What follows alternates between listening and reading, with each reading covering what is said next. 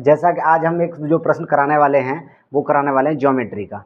तो जैसा कि आप चित्र देख रहे हैं कि जो वृत्त है ओ, इसका जो ओ सॉरी एक जो ये वृत्त है उसका ओ एक केंद्र है और इस पर जो तीन बिंदु हैं जो इसकी परिधि पर हैं ए बी और सी, ये जो बिंदु हैं ये इसकी परिधि पर हैं, ठीक है। और जो ओ है ये वृत्त का केंद्र है। अब यहाँ पे हमें बताया गया है, जो प्रश्न में हमें क्या दिया गया है कि जो एक एंगल है ए ओ सी वो 140 डिग्री का है। अब एंगल कौन सा है, ए ओ सी, यानी ए ओ और सी अगर हम बात करें तो हमें दिया गया है कि जो ये वाला कोण है वो कितने डिग्री का है, 140 डिग्री का है। अब हमें पूछा क्या है, तो हमसे पूछा गया है कि एंगल ए बी और सी इसकी माप बतानी है। तो हम देखेंगे एंगल ए बी सी कहाँ पर है, तो एंगल जो ए बी सी है वो ए बी और सी, यानी हमें ये वाला एंगल पूछा है। अगर ये एंगल दिया हुआ है और हमें ये वाला एंगल पूछा है, और दोस्तों ये एसएससी का प्रश्न है, तो इस प्रश्न के लिए क्या होगा कि हमें ज्योमेट्री की जो कुछ थ्योरम्स रहती हैं, कुछ प्रमेय रहती हैं, वो हमें याद होनी चाहिए। अगर हम वो प्रमेय हम अच्छे से आती हैं हमें, तो इस सवाल को सॉल्व करना बहुत आसान है।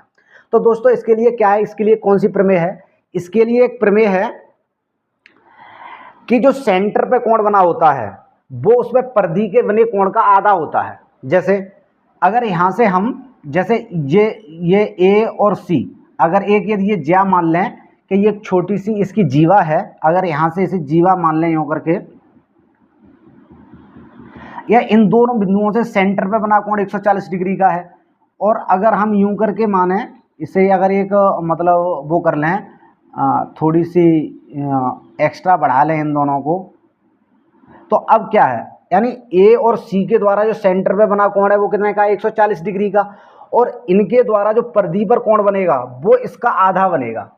तो दोस्तों यदि ये 140 डिग्री का है तो ये कितने डिग्री का कोण हो जाएगा, अगर यहाँ ये कल्पना कर लें कि ये ओ डैश है तो ये कोण हो जाएगा 70 डिग्री का। कितने डिग्री का हो जाएगा, 70 डिग्री का ये हो जाएगा। अब दोस्तों हमें एक इसमें एक प्रमेय और है, यानी एक प्रमेय कौन सी, एक प्रमेय तो ये हो गई कि किन्हीं दो बिंदुओं द्वारा सेंटर पे बना कोण जो परिधि पर कोण बनता है उसका दूना होता है, या हम कह सकते हैं सेंटर पे बने कोण का जो परिधि पर कोण बनता है वो आधा होता है। एक थ्योरम तो ये हो गई। दूसरी थ्योरम ये होती है कि किसी सर्किल पर जब चार बिंदु होते हैं और ये चारों बिंदुओं को आपस में जोड़ दिया जाए तो वो एक चक्री चतुर्भुज बन जाता है। तो चक्री चतुर्भुज के जो आमने सामने के कोण होते हैं उनका योग कितना होता है, 180 डिग्री का होता है। तो जैसा कि आप देख रहे होंगे कि जो ए बिंदु है, बी है, सी है, और जो हमने इसकी जो काल्पनिक वो की है ओ डैश, ये भी वृत्त के मतलब परिधि पर है, तो ये चक्री चतुर्भुज बन गया। अब जो चक्री चतुर्भुज बना है वो क्या बना है, वो चक्री चतुर्भुज बना है हमारा ए बी सी और ओ डैश। अगर ये चक्री चतुर्भुज है तो हमारे जो कोण होंगे, कोण कौन से होंगे, ओ डैश प्लस कोण बी, यानी ये वाला ओ डैश और ये कोण बी, इन दोनों का योग कितना होगा, 180 डिग्री होगा।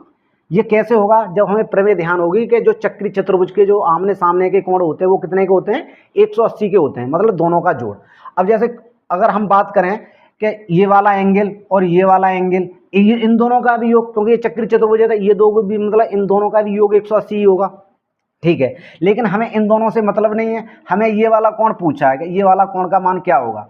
तो दोस्तों हमें ओ डैश का मान पता है कितना है, 70 डिग्री, तो यहाँ क्या कर दिया, 70 डिग्री प्लस एंगल बी, और ये कितना हो गया, 180 डिग्री। अब यहाँ से हम आसानी से निकाल सकते हैं एंगल बी बराबर कितना होगा, 110 डिग्री।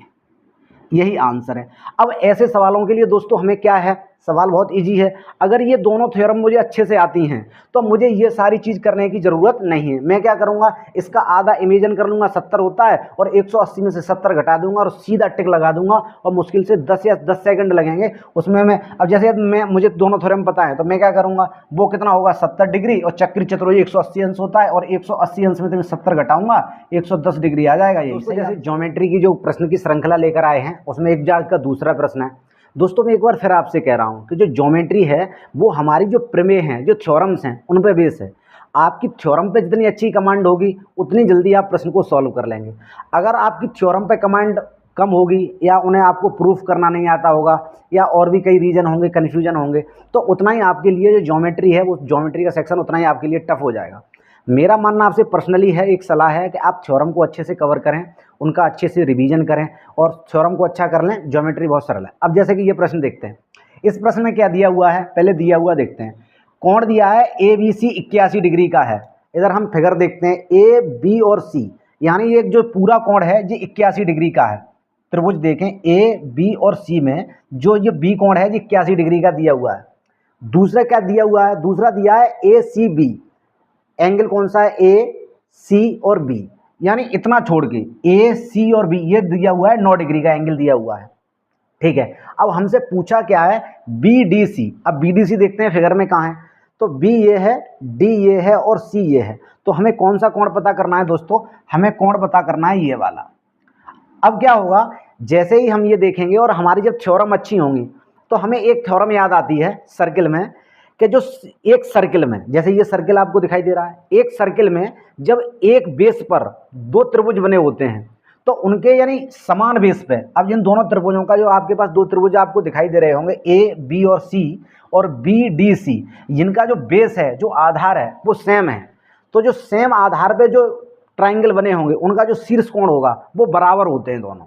अब जब जैसे ही हमें ये समझ आ जाएगा कि बराबर होते हैं तो जो इस कोण का मान होगा दोस्तों वही इस कोण का मान होगा। अगर हम इस कोण का मान पता कर लेते हैं, एंगल ए का मान यदि हम पता कर लेते हैं तो वही एंगल डी का मान होगा। अब इसके लिए ये बहुत आसानी से पता किया जा सकता है, कैसे, हमें सिर्फ इतना ध्यान रखना था कि थ्योरम कौन सी लगनी है बस। अब एक त्रिभुज के तीनों कोणों का योग कितना होता है, 180 डिग्री। ये वाला जो कोण है वो कितना है, 81 डिग्री का।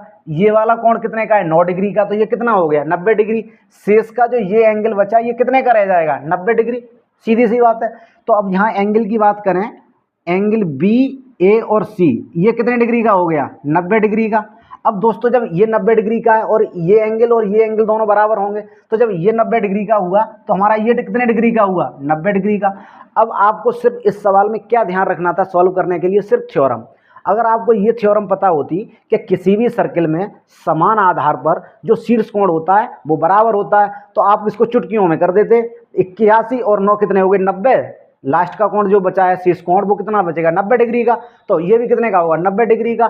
सोचने समझने की और उसकी कोई ज़रूरत ही नहीं थी सॉल्व करने की। 1 सेकंड में जो इसका उत्तर होता है उसे आप टिक करते और आगे निकल जाते। मुश्किल से ये 10 सेकंड का सवाल है। अगर आपको ज्योमेट्री नहीं आती होगी तो ये आपके लिए बहुत टफ सवाल रहेगा।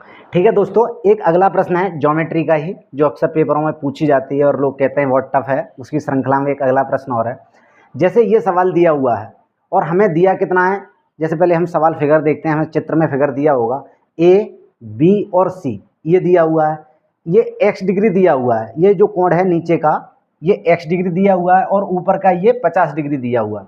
और हमें सवाल में सिर्फ इतना दिया हुआ है कि दिया हुआ क्या है कि ए बी एक व्यास है, ए और जो बी है ये पूरी रेखा एक व्यास है। हमें x का मान पता करना है।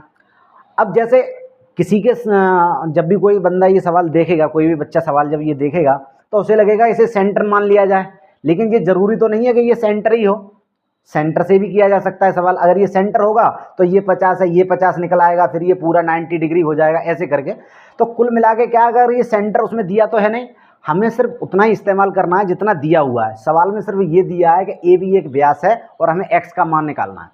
तो दोस्तों इसमें भी थ्योरम है, एक सर्किल की थ्योरम, ये सारे सर्किल की थ्योरम पर बेस्ड सवाल हैं। सर्किल में एक थ्योरम है कि जब भी कोई व्यास दिया होता है तो उसके जो अर्धवृत्त में सेंटर पे जो कोण बनता है वो परिधि पे जो कर्व, मतलब अर्धवृत्त में जो बड़ा कोण होता है वो 90 डिग्री का होता है। तो दोस्तों अगर ये व्यास है ए बी तो ये वाला कोण कितने डिग्री का होगा, ये 90 डिग्री का हो जाएगा। जब ये 90 डिग्री का हो गया, हमें x का मान पता करना है कि x का मान कितना होगा। अगर हमें ये वाला कोण का मान और मालूम पड़ जाए तो हमें 180 में से इन दोनों को जोड़ के घटा देंगे, x का मान आ जाएगा। जैसे ही हम यहाँ फोकस करेंगे इस कोण का मान कैसे निकालेंगे, तो इसकी सहायता से निकालेंगे। तो अब आप देखें, अगर हम इसे O मान, यदि इसे हम D मान लें, ये D है, तो आप देखेंगे कि एक वृत्त में एक थ्योरम है कि समान वृत्तखंड के कोण जो होते हैं वो बराबर होते हैं। अगर यहाँ से हम खाली इसे देखेंगे, एक कोण ये कितने का बना है, 50 डिग्री का, और इसी से ये वाला कोण भी बराबर ही होगा, तो ये भी कितने का होगा, 50 डिग्री का होगा। तो हमें ये कोण का मान पता चल गया 50 डिग्री का। अब दोस्तों x का मान निकालना कितना कठिन है, 90 और 50 जोड़ देंगे, या हम सीधा इन दोनों कोणों का योग, जब ये 90 डिग्री है तो हम ऐसे भी तो कह सकते हैं कि इन दोनों कोणों का योग भी अब 90 डिग्री होगा। तो जब इन दोनों का 90 होगा, एक 50 है, तो ये कितना रह जाएगा, 40। तो x का मान यहाँ कितने डिग्री होगा, 40 डिग्री होगा।